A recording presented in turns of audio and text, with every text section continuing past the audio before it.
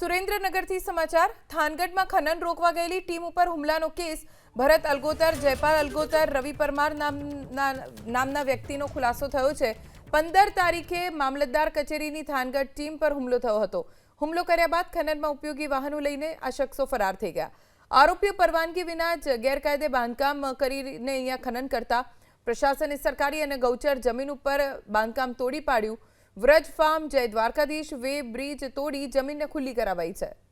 થાનગઢ મામલતદાર કચેરીની ટીમ છે એ અત્રે રાત્રે પેટ્રોલિંગમાં હતી અને તેઓની ટીમ ઉપર જે હુમલો થયો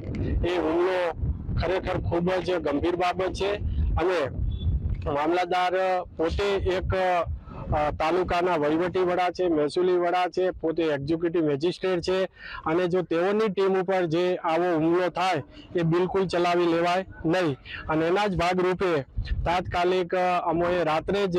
આ જે ઈસમો ભરત રમેશ અલગોતર, જયપાલ રમેશ અલગોતર, રવિ પરમાર અને બીજા અન્ય 4 થી 5 ઈસમો જે અજાણ્યા એમ 7 થી 8 ઈસમોએ જે ટીમ ઉપર હુમલો કરેલો હતો